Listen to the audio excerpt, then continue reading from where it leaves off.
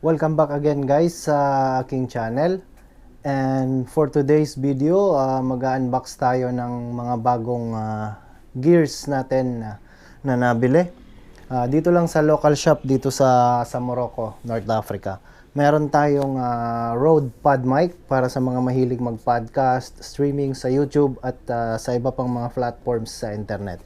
And of course, may kapartner siya na mixer. Ito ay ang MACKIE ProFX version 3. Rode Podmic. Slide lang yata. Ayan. Set aside muna natin siya.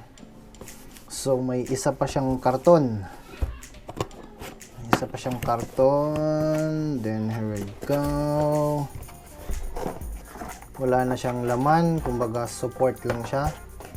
Here is the actual microphone, mga kaibigan. What a beauty. And mabigat siya, mga kaibigan. According sa ating is meron na siyang internal pop filter. Nasa loob na siya. Broadcast quality. Rug build, medyo talagang may kabigatan siya, and 2-year warranty sa shop nila. Some manuals, hindi naman natin to binabasa.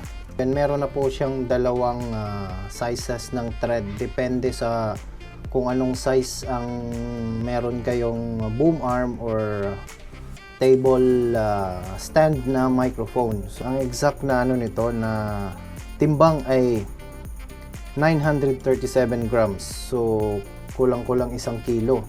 Ganun siya kabigat. And yung build quality niya is medyo maganda. All metal. Including yung lock niya dito sa gilid. Medyo plasticky siya pero high quality na materials ang ginamit. This is a dynamic microphone. Ang polar pattern niya is cardioid o kung paano man yun bigkasin. Frequency range niya nasa 20 Hz up to 20 kHz. So ang downside lang nito is medyo mahina siya sa low end. Ibig sabihin, hindi masyadong boost yung kanyang tunog, lalo pag gusto mong gamitin siya sa karaoke or something like that. Hindi masyadong malakas yung kanyang bigay.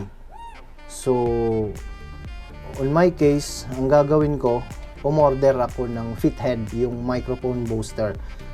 Separate video natin siyang pag-uusapan. Sa ngayon, dito muna tayo sa Podmic. Bubuksan naman natin ang ating mixer. MACKIE ProFX6 B3. Tingnan natin kung ano naman ang laman ng ating box. So, again, meron tayong manual dito at mga stickers at mga warranty cards. This is the main event, mga kaibigan. I've been waiting for this since nung nabili ko siya 3 days ago. Medyo na-busy tayo kaya hindi kagad natin siya nagamit, no? Mixer na siya at may kasama na rin siyang sound card. This is a 6-channel mixer, mga kaibigan. Meron tayong combination ng XLR at saka ng jack dito sa mic 1 at meron tayo dito sa mic 2. Kung meron kayong mga gitara, dito siya isasaksak. And at the same time, meron siyang mga presets na kasama. Meron siyang 24 effects, power supply cable. Dito natin siya isasaksak sa likod. Ito. Itong port na ito, and yung USB, sasaksak natin siya dito sa USB, at itong kabilang dulo papunta sa USB port ng inyong laptop or ng inyong PC. Isasaksak natin yung dulo ng XLR cable dito sa mic line number 1. Dito naman sa line 3 and 4 para sa audio ng ating PC, kailangan natin ng jack adapters like this one. RCA input, then out niya jack. So sasaksak natin siya dito para marinig natin yung tugtog ng ating computer. Then itong dulo na ito papunta again sa ating PC at laptop. Kailangan pa rin natin ng isa pang jack connectors. Input niya is 3.5 millimeters na yung ginagamit natin para sa audio. Ito siya. Ayan, ito yung cable na galing sa headphone. So sasaksak natin siya dyan. Papunta siya dito. Ayan. At itatry na lang natin siya mamaya. At connected na ang ating Rode Podmic sa ating MACKIE PROFX6 version 3. So first, kailangan nyo munang i-download yung software ng MACKIE sa inyong internet. So punta kayo sa MACKIE support, i-download niyo yung mga drivers doon para maging default na siya sa inyong mga PC. So ililink ko na lang din sa description sa baba kung paano niyo siya mai-download. ProFX version 3 ay may kasama na siyang built-in na siya dito yung sound interface. Okay, built-in na yung USB sound interface niya. So mixer na siya and sound interface na rin siya at the same time. So meron tayo ditong nakalagay na power. Ito yung 48 volts na pinipress natin siya kapag kailangan natin siyang gamitin sa mga condenser microphones na nangangailangan ng power supply na 48 volts. Pero since ang gamit natin is Podmic, hindi na siya pwedeng gamitan ng ganon. So leave mo lang siya as is. Pero kung siya, pe-press down mo siya kapag gumagamit kayo ng condenser microphones. So ito lang yung raw file ng recording niya without any post-process. Mamaya itatry naman natin siyang pakinggan with a little of post-process dito sa Audacity. So ito naman yung tunog ng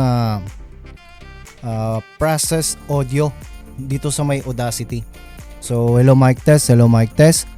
Ito na yung post-process audio gamit yung Audacity natin.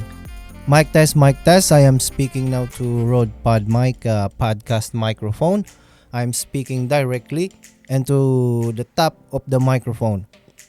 Kasi dito sa taas, ito yung direction lang na kung saan ka pwedeng magsalita dito sa Podmic. Kapag nagsalita ka sideways, halimbawa ganito, mic test, hello mic test, bawasan yung frequency nung audio quality.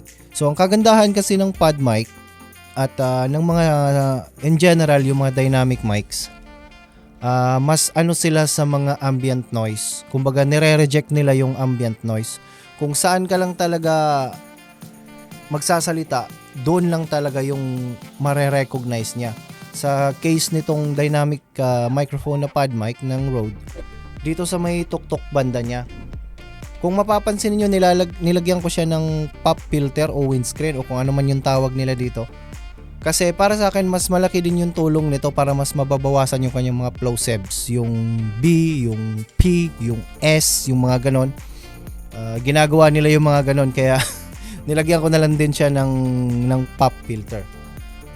Okay, para makita nyo talaga na ang gamit ko ay Podmic, may pangalan po siya sa likod na Podmic at ito po yung itsura niya. So, ayan, ito na, directly ako nagsasalita sa tuktok mismo ng Podmic. Hello mic test, 1, 2, 3. Hello mic test.